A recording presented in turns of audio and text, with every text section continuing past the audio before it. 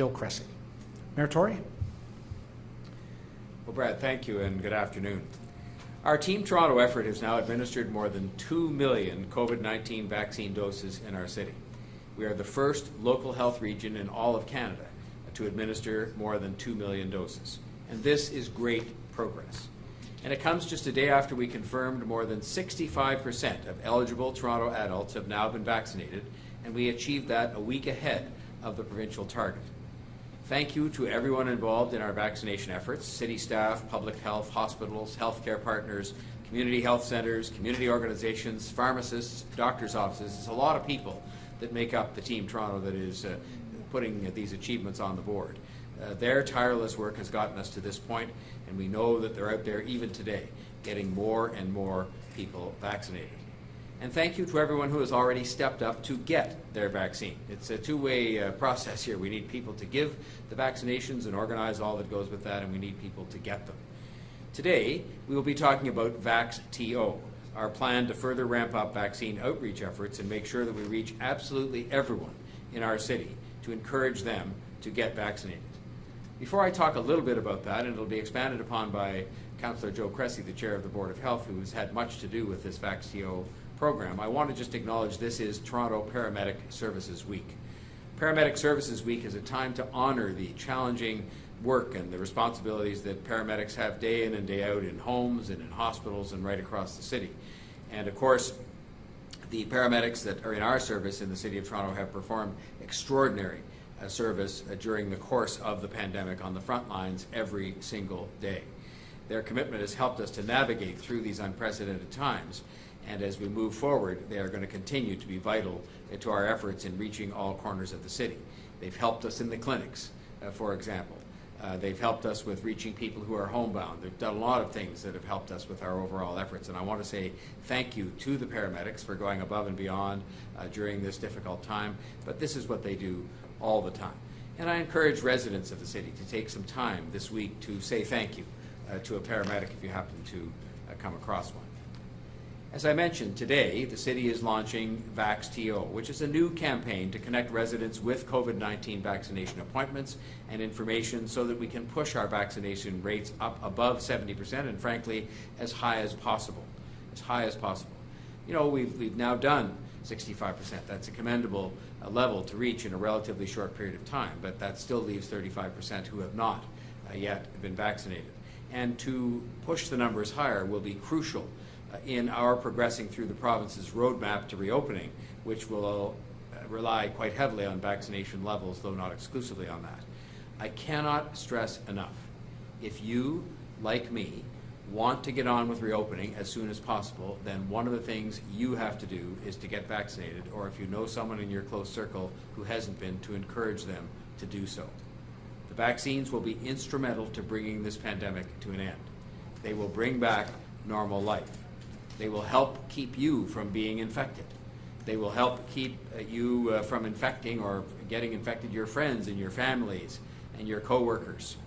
That's why we've been working so hard with community organizations across the city to reach out to people and encourage them to get vaccinated. That's why we launched the Vaccine Engagement Strategy, originally the Team Toronto Sprint Strategy and the Let's Get Toronto Vaccinated advertising campaign. We're building on all of that success today with Vax T.O, which will further ramp up our outreach efforts. Vax T.O works to proactively ensure that every resident can access their first and second doses of the COVID-19 vaccine by providing them with accurate and timely information about when and how they can do so. The campaign will be done in 3 phases. The first, which is now underway, encourages all Torontonians, if they haven't already, to book a first dose. The second phase, beginning in mid-June, will target neighbourhoods and communities with low first dose vaccination rates. And the third phase, beginning in July, will continue to target Torontonians who have yet to receive a first dose and support the city's citywide second dose efforts. We won't be doing this on our own. This campaign will enable community and agency partners and city councillors to mobilize their own networks through direct contact tools in the local neighbourhoods and to get information out to community members and to constituents in a timely manner. Examples of tactics that will be deployed through this campaign on a citywide and local basis include texts, emails, voice broadcasts, telephone town halls, and targeted multilingual social media advertising. Last weekend, we kicked off the Vax T.O campaign with the deployment of a telephone voice broadcast to 150,000 homes in 18 hotspot neighborhoods, which helped hundreds of people who answered the call to go on and book their vaccine appointment directly. There was no calling anywhere else. They got transferred directly through to book their appointments, and hundreds of people did so. Our next major event will be the first citywide telephone town hall on Wednesday, June 2nd at 6 o'clock in the evening. The town hall will provide Torontonians with an opportunity to ask questions directly to Dr. Davila, Chief Peg, and to myself. And today, as part of this campaign, I'm proud to launch the city's COVID-19 immunization text line. For anyone looking for information right now and eager to learn more, you can text vaccine to either 1-833-750-0888 or 833-750-0888 and get connected to book a shot, to sign up for a town hall, to get answers to a number of frequently asked questions on vaccines. Again, trying to make as much information as possible, as easily as possible to people using technology and other means. The features of this text line will be expanded over the coming weeks, but it's a good direct start that will help with all of our outreach efforts. Again, the number to call, 1-833-750-0888 to get to the city's vaccine text line. This is one more way in which the city can demonstrate that it is doing everything it can to help people get vaccinated and to make sure that we achieve that level of immunity that is going to help us to get back to a normal life. As the GCHA mayors and chairs noted yesterday when we met, we know that there is tremendous interest from many people in getting their second doses, and we are committed to working with the province to ensure people know where and when to get their next shot, recognizing that in some situations, including in all 9 city-run clinics, people have confirmed second dose appointments. Those were made at the time the first one was made, while people vaccinated at other locations may not yet have a confirmed second dose appointment. We want to make sure that every resident who had their first dose of COVID-19 vaccine is able to get their second dose to maximize their protection and the protection of the community. And so I want to echo the request made by the mayors and chairs of the 11 biggest municipalities in this region when they said that they would urge the province to confirm some of these second dose arrangements, particularly as they affect seniors, many of whom are very anxious as a result of the present uncertainty. A concise and clearly communicated strategy from the province will help all of us to get those second doses rolled out as quickly as possible while continuing to administer first doses to those who haven't yet received one. Before I finish, I want to raise everyone's attention to another very serious issue that is facing our city and that doesn't get anywhere near enough attention. I do believe it is something that we don't talk about enough, but it requires intensive attention because it too is a public health crisis.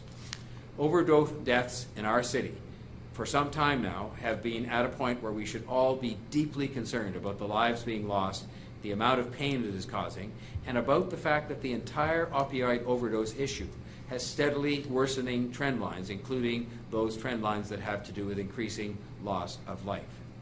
Just last week, Toronto Public Health reported a record high number of opioid overdoses in 2020 in the City of Toronto. A total of 521 people lost their lives in this city to overdoses in 2020. That represents a 78% increase from 2019. The numbers confirm that this crisis has been made worse by the COVID-19 emergency. Clear evidence of a crisis. 521 people dead in one city in 1 year. Many, if not most of those deaths, preventable. 521 people in our city lost their lives on something that was preventable and something we should all be focusing more attention on. My condolences to anyone who has lost a loved one to this opioid crisis. Just in my own case, I have relationships with 2 families that lost someone during this huge bulge of deaths that took place in 2020. I want you to know, all the members of those families and everyone else in the City of Toronto, that the families in particular have the support of the mayor, and that I will continue to do everything possible, working with the Board of Health and with my colleagues and with anyone else who wants to take a keen interest in this, to make sure that the attention and the resources and the help that are needed are made available, because it is just not acceptable to have that loss of life, especially that preventable loss of life in many, if not all, of these cases. The report further demonstrates the work that we need to do to address this health crisis, and make no mistake, it is a health and a healthcare issue. There is no moral issue here. This is not a moral issue. It is about people who have a health problem with dependency and who need the same support that we would give to anyone else with a health problem. We are not yet seeing the supports and programs, provincially, especially from the provincial healthcare system, consistent with a crisis and a loss of life on the scale described in this report. 521 Torontonians dead in 1 year, and hundreds more in the year before that, in 2019. Same among those were likely told at some point before we lost them that there wasn't a treatment program available for them. Many people would have been told that. We should ask ourselves what kind of a debate we would quite properly be having if people who came down with a heart condition were told that there wasn't a program available to treat them. I want to thank the federal government for coming forward with funding towards our safer supply clinics. They are helping to save lives. As a city government, we continue to move forward under the leadership of Councillor Cressy and the Board of Health and Dr. DeVilla as our Chief Medical Officer on other harm reduction work that is being led by Toronto Public Health, all of which is also helping to save lives. But we know there is much more that needs to be done to save more lives. That's obvious when we lost 521 people last year. I am determined to continue to work with the other governments to help people with substance abuse issues, to expand treatment programs, to change policies where needed, all in an effort to save lives. Much of this should properly be done by our healthcare system, and I look forward to the province showing increased initiative in this regard. We all have a part to play in this, and I will be trying to do my very best to make sure the city does everything it can to help people, but we cannot do it alone, and we have to do more. Now I would ask Chief Pegg to provide his report for today. Thank you, Mayor Tory, and good afternoon. Before I begin my formal remarks this afternoon, I would also like to acknowledge that this is Paramedic Services Week. Each and every day, our Toronto paramedics are on the very front lines of emergency healthcare, community safety, and community well-being. The challenges of delivering emergency pre-hospital care in a city as large and busy as Toronto are very significant. But never before have we seen the dedication, compassion, expertise, and commitment of our paramedics to the extent we have during the response to COVID-19. Chief McEachern and the entire Toronto Paramedic Services team have been unwavering leaders, both in responding to COVID-19 and in administering COVID-19 vaccine, and have given us all so much to be thankful for. I would like to extend my sincere thanks to Chief McEachern and each of my Toronto paramedic colleagues who have given more of themselves than anyone ever thought possible. We are blessed to work alongside each of you each and every day. Over the course of the Victoria Day long weekend, more than 125,000 doses of COVID-19 vaccine were administered in our city. Everyone 12 years of age or older is now eligible to be vaccinated. As always, appointments in city-operated vaccine clinics can be booked via the provincial booking system by accessing toronto.ca/COVID-19 and clicking on the blue Book a Vaccine button on the top of the page, or by calling the provincial call centre at 1-833-943-3900. I want to remind everyone who has booked an upcoming appointment in a city-operated clinic that should you wish to take advantage of an earlier available appointment, you can do that by accessing the reschedule link that is included in your appointment confirmation email that you received when you made your original appointment booking.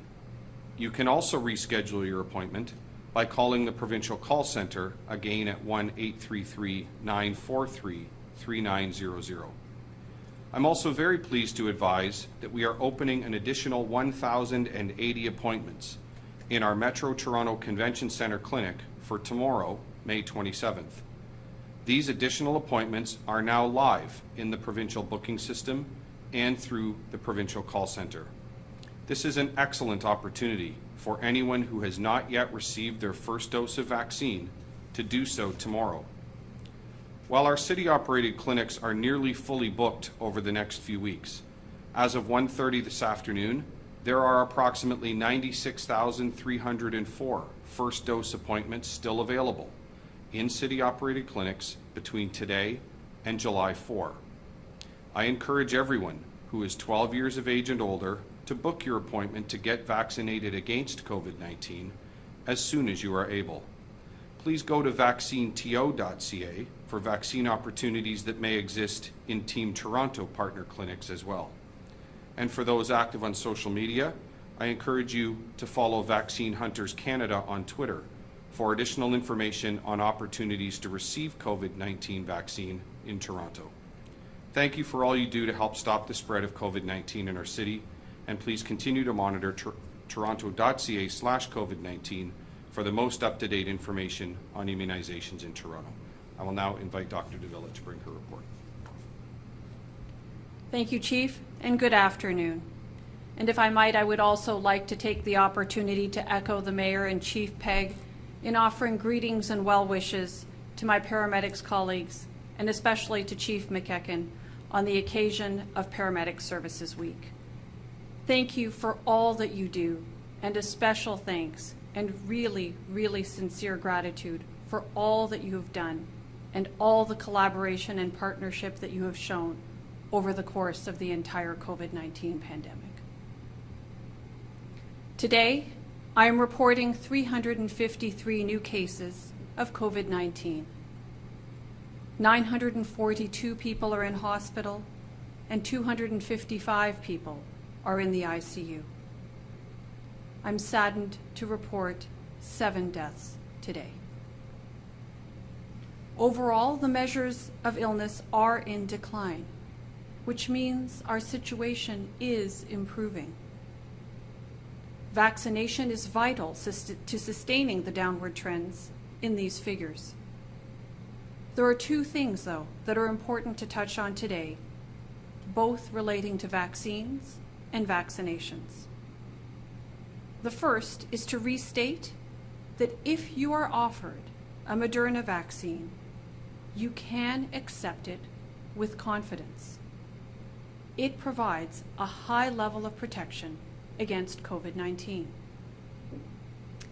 Every vaccine available to Canadians undergoes careful evaluation and review and is monitored constantly after approval for use. Moderna and Pfizer are very similar vaccines, and based on clinical studies, after completing the vaccination series, Health Canada describes them both as highly effective in preventing COVID-19. We know the vast majority of Torontonians support vaccination. If that's not you, let's get to the bottom of why. Because we absolutely need as many people as possible to join the ranks of the vaccinated. In that respect, I want to flag that currently around 28% of people aged 80 and over still have not had a first dose of vaccine. Yet those above 80 years of age are the most vulnerable to the threat of COVID. We know that many older adults prefer to go to their own doctor for care. At this point, access to vaccines through doctors' offices is limited for a number of logistical reasons, which may help to explain some of the gap.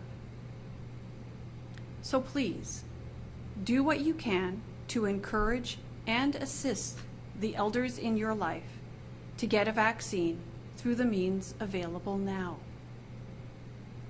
We've all come so far in the past 14 months, but we should be especially protective and supportive of the eldest people in our lives. I also want to restate my challenge to anyone who has received at least 1 dose of vaccine. Share your experience with people you know.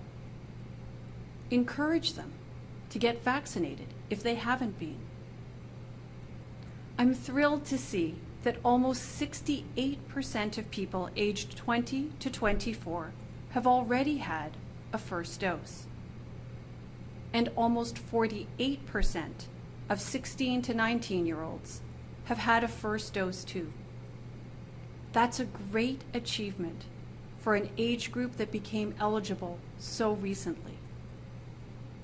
But we need everybody to get the job done. It may be tempting, knowing so many people around you are vaccinated, to worry less about booking your own appointment. But the doctor in me has to remind you, no one has maximum protection until they're fully vaccinated. COVID-19 continues to circulate in Toronto, and if you're not fully vaccinated, that puts you at risk. So we have progress to be happy about, but a gap still to close. Like all things during COVID, so much of our future depends on the choices we make as individuals in the next few weeks. We're doing our part to keep you informed, to urge you to decide, and to provide you with vaccines at clinics. But we're just as happy if the deciding factor for some people is the encouragement from someone they know and someone they trust. Whatever it takes, please decide in favor of vaccination, protection, and peace of mind. With that, I'll now turn it over to Councillor Cressy to deliver his remarks. Well, thank you, Mayor Tory, Dr. Davila, and Chief Pegg. Today I'd like to tell you a little bit more about Vax T.O, our new City of Toronto campaign to help achieve herd immunity. Now, since day one, we've built a Team Toronto vaccination campaign to reach every resident, in every language, in every corner of our city. Break down every barrier, build every bridge. That's been our Team Toronto model, and thus far, it's working. Our 155 community agencies are on the ground going door to door to help get people to pop-up clinics. Neighborhood ambassadors are building trust in their neighborhoods. Our Black scientists and our accessibility task forces are hosting clinics and town halls to overcome barriers. And our vaccine equity transportation plan is actively providing thousands of rides to seniors to vaccination clinics. You know, I talk a lot about how our Team Toronto vaccine campaign is driven by grassroots organizing. This is the work that's happening in neighborhoods and seniors buildings. It's happening in community centers and shelters, in churches and synagogues and mosques and temples.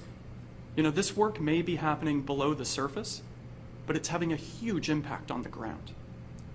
And as we enter a new phase in our vaccination campaign, it's time right now to scale up our efforts to reach every single Torontonian who's yet to book a shot.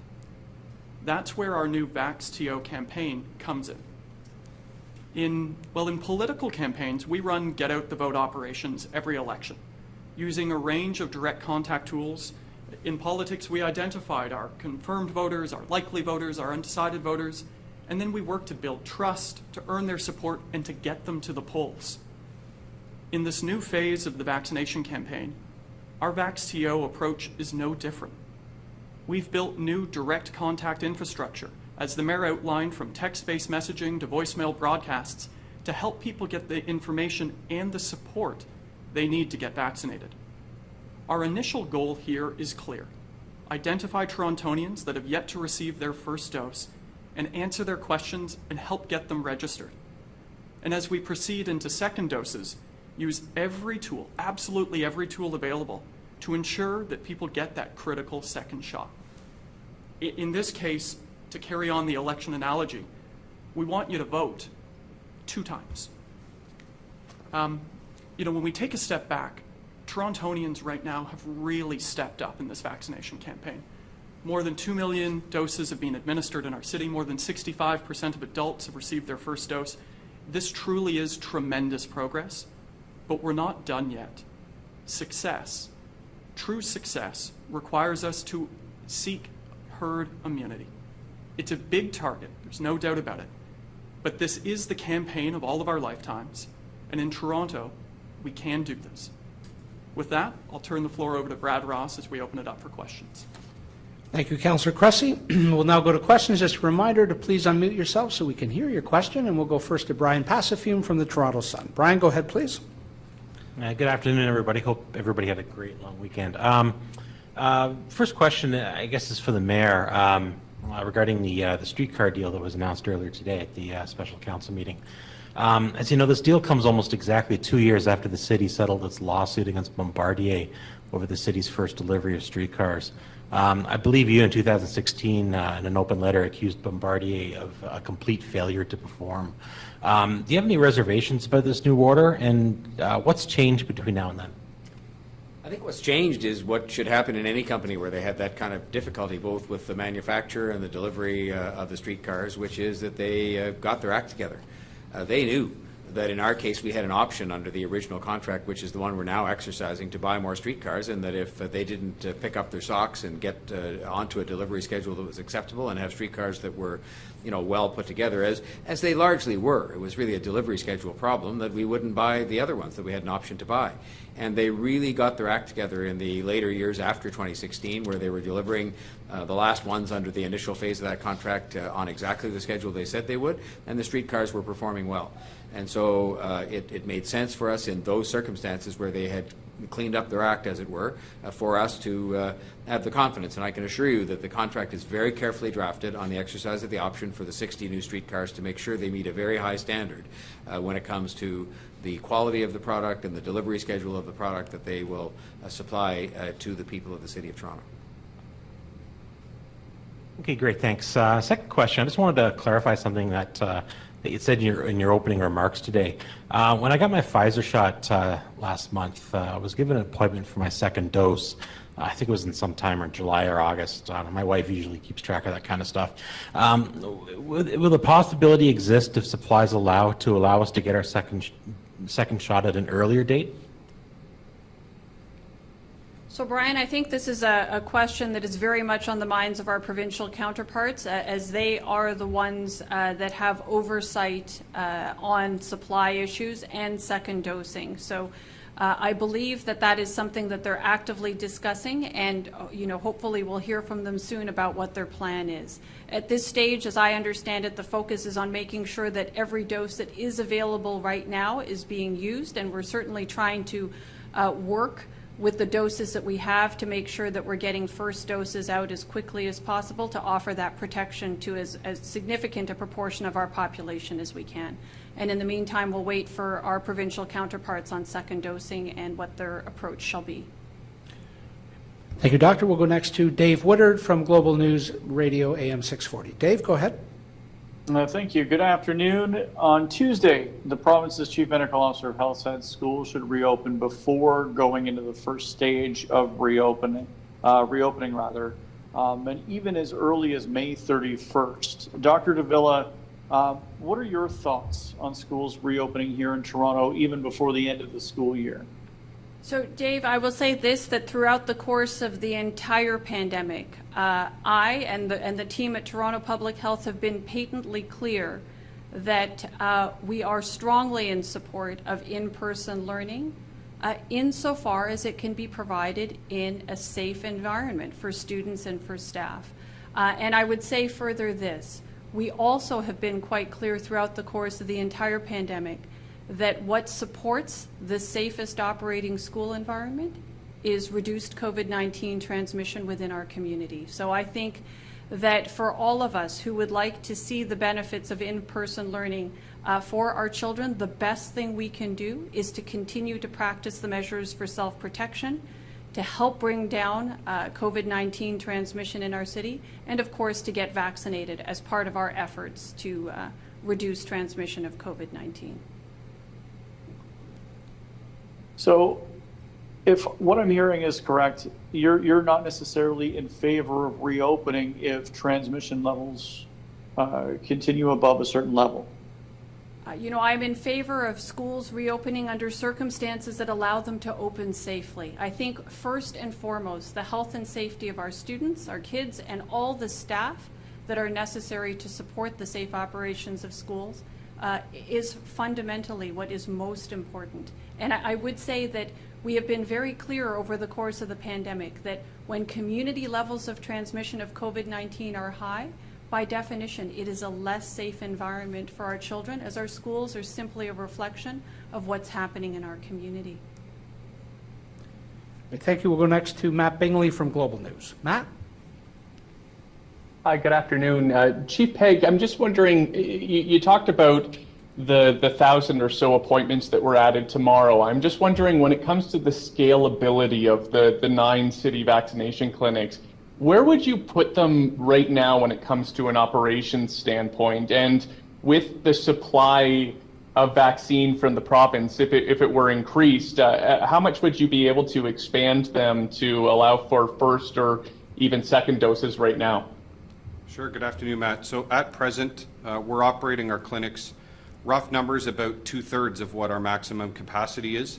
So we're operating just over the 60,000 dose threshold for a week, and we know from experience we can, without any difficulty, administer more than 90,000 doses. We've actually been as high as 98,000 doses on a weekly basis. So in the event that the province can make additional vaccine available to us, we can almost immediately, literally the time differential would simply be the amount of time required for the provincial booking system to be updated. We could pivot into enhanced capacity in a very, very short order. Thank you for that. And Mayor Tory, when you're talking about looking for more clarity from the province on second dosages, what exactly is it that you would like to hear from them? Is it a timeline? Is it just for your planning purposes? That is my telephone. That's embarrassing. Just hang on and I'll deal with that first.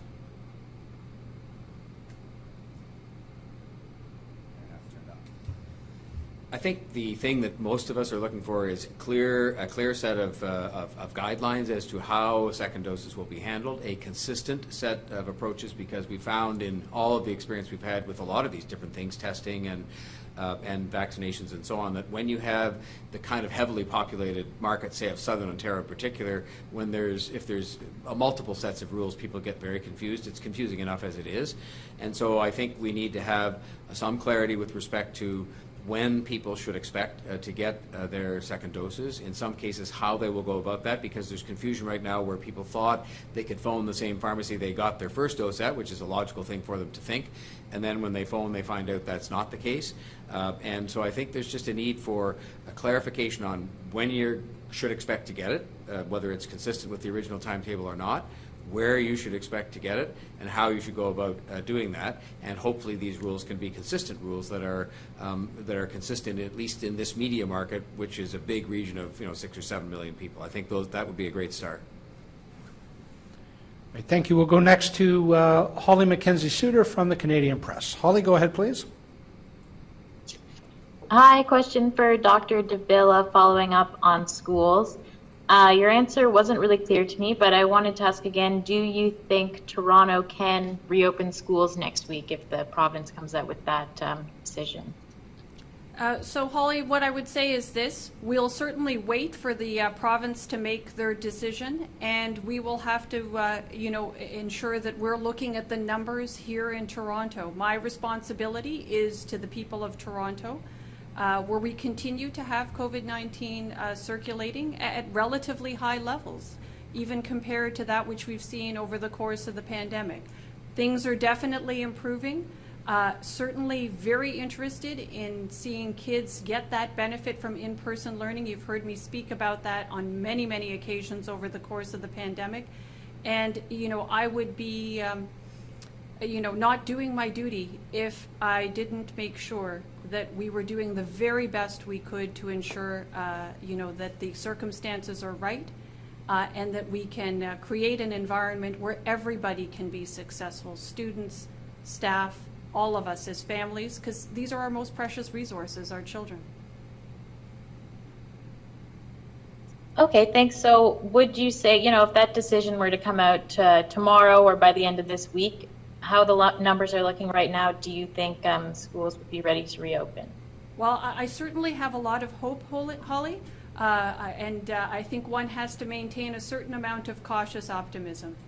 So certainly keeping my fingers crossed, and I would just ask the good people of Toronto to do the very best they can. As I said, what we can all do together is to do our very best to reduce transmission of COVID-19.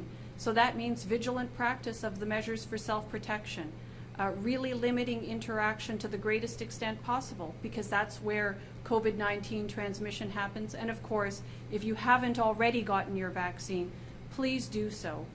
Together, this is what we can do to help support the likelihood of children returning to in-person learning and getting all the benefits that derive from that. Thank you. We'll go next to Derek Dionarain from the CBC. Derek? Thanks, Brad. This first question is for Dr. Davila. Some people are saying that this, as far as schools go in the reopening, that the decision shouldn't even really be the premiers or the cabinets or the education ministers, but rather instead it should be up to local medical officers of health. Whose decision do you think this should be to reopen schools? Well, I think that local medical officers of health have, certain, I guess there's advice that we can provide and a valuable perspective that we can provide. But our purview is on public health, which is certainly an important aspect, but it's not the only one. So I do think it's important that the province engages in this decision. It is a matter of education. Fundamentally, schools are about education. No question that there are health benefits associated with that, but I don't pretend to know all the circumstances and all the needs and all the considerations when it comes to operating schools. What I do provide and what the team at Toronto Public Health provides is advice and important perspectives that relate to public health in particular and COVID, given that we are still in the midst of the COVID-19 pandemic. Thanks. And my second question is for Mayor Tory. So the authors of a report on the opioid-related deaths in Ontario last year say that there were 31 deaths in shelter hotels in Toronto in 2020, that were obviously set up to help people experiencing homelessness. What is the city going to do about this? Will you be setting up harm reduction services in these shelter hotels? Well, in fact, that's exactly what we have done. And I don't know if Ms. Bedard is on the line today, but she is on the line? Yes. Okay, well, I'll just say to you, that is exactly what we have done, is to, where we see evidence of that support being needed, we have moved in some of the temporary shelter hotels to put support services in place, harm reduction services in place. It is something that we have taken very seriously in these extraordinary arrangements we've had to make to care for people in the face of the pandemic. So maybe on that note, I'll ask Ms. Bedard if she would like to comment. Marianne Bedard, are you on the line there? Thanks, Brad. Yes, I'm here. And the mayor is right. We have taken steps during the pandemic to make sure that we're addressing the needs of people who are staying in our shelter hotels. We are aware that this has been a significant issue within the community and also within the homeless community. So when we established the hotel programs, we also made sure that that included a harm reduction approach. So all of the staff working at those locations have training on how to use naloxone. All of the programs have harm reduction supplies, sharps containers, and also in many of our programs we have enhanced harm reduction services, including peer witnessing and supervised consumption. But I think it's really important to note that all of our shelters are expected to offer services based on a harm reduction approach, and that is something that the city has been committed to for a number of years. Thank you very much, Marianne. Our final question is to Dave Ryder from the Toronto Star. Go ahead, Dave. Hi there. At the risk of being a broken record, I'm going to ask Dr. Davila about schools again, because at the end of these news conferences, we reporters all have to kind of parse the comments. And so far I've heard, when asked, that virus levels remain relatively high, which makes it sound like maybe Toronto schools are not ready to reopen before the end of June. But I also heard cautious optimism, and I'm just not sure how to interpret that. So I'm just going to ask as clearly as possible, have you provided advice to the provincial government about whether Toronto schools can reopen before the end of the school year? And do you think, based on the indicators right now, is that an actual possibility? You know, Dave, I will say this. We've had regular conversations with our provincial counterparts, and we've had regular conversations with our local public health counterparts all around the province. We have noted that we continue to have relatively high rates of disease here, but we've also been very clear that we are interested in ensuring that our children have that opportunity as early as possible to get the benefits of in-person learning. You know, I'd like to actually be able to see as what the province makes their decision on and what they decide to move forward with. And once we know what they're dealing with, what they're proposing, then we can look at our specific data and understand what the circumstances are, put the necessary safeties in place, because that's really what we want to do is, yes, see our children get the benefits of in-person learning, but in an environment that we know is safe. So I am continuing to want to drive down levels of disease. I think that's perfectly reasonable as a local medical officer of health, and it's in fact what best ensures the safety of students and staff in the school environment. The more we can drive down the level of COVID-19 transmission through a combination of good self-protection measures and uptake of vaccine, the safer it is for our children, the safer it is for our staff in schools, and frankly, the safer it is for all of us as a community. Thank you. And second question is about Vax T.O. And I'm just wondering from whoever wants to answer, what is if you think, the single biggest barrier that the city has to getting a really high percentage rate of people first and second dose? Is it the people who are spreading misinformation on social media and marching in the streets in Toronto? Because obviously that can be persuasive, or is it something else? And obviously what can be done to overcome that biggest barrier? Thanks. So Dave, perhaps I'll take a crack at answering your question, and we'll see if any of my colleagues wishes to add anything further. I don't know that there is a single biggest factor involved, and in fact it may be quite different from one group to the next. As I mentioned in my remarks, for those who are over a certain age, the older members of our community, one of the factors is that they prefer to get their care through their own healthcare provider or their family doctor. And unfortunately, given a number of different logistical issues, it's just not that readily available, COVID-19 vaccine within most physician practices at this point in time. So sometimes it's a question of access and degree of comfort through the current channels by which vaccine is accessed. For other groups, it may be around information or an information gap that needs to be filled. And that's why I've asked those of you who've already received your vaccine to talk about your experience with those you know, with others in your network or circle of friends and family that you know haven't yet received vaccine, and tell them about your experience and tell them a little bit about why you got vaccinated. I think the more we are able to reach out to different segments of our society, different corners of the city, and let them know that vaccine is safe and it's accessible and will help you get there, the sooner we're able to get the greatest proportion of our community vaccinated, the sooner we'll be able to put this pandemic behind us and return to life a little bit more like we knew it before there was such a thing as COVID-19. I see the mayor may have something he wishes to add. I'd just like to add to this.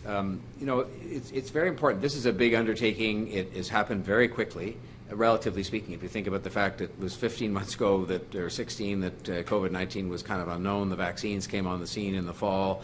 There's been a lot of opinions that have been expressed through the media and otherwise about the vaccines that people have to absorb. And so I think a lot of it has got to be a reasonable period of time for some people to accustom themselves to this, as opposed to those who, like me, I'll just go automatically if Dr. Davila or my own doctor says it's okay.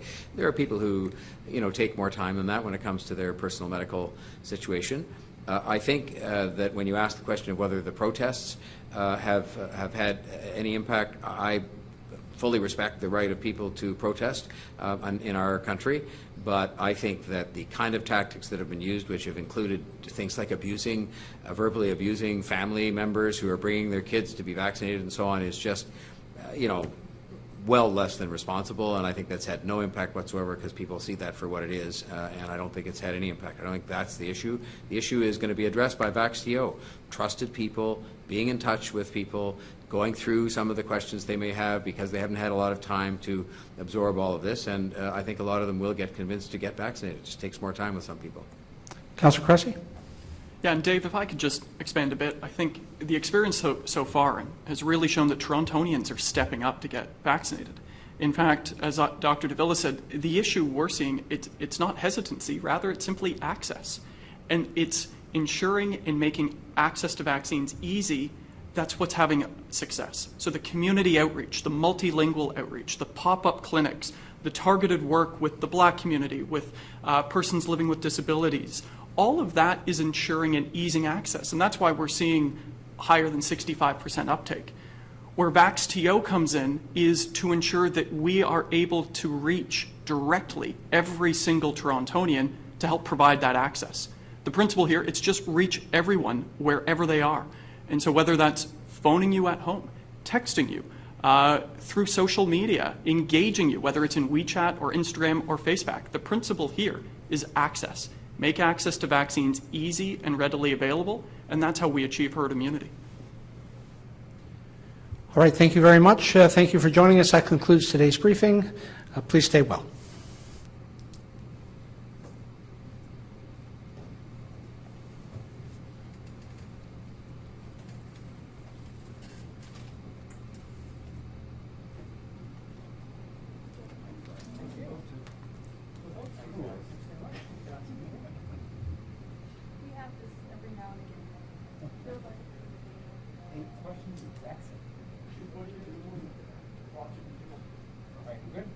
Oh, yeah.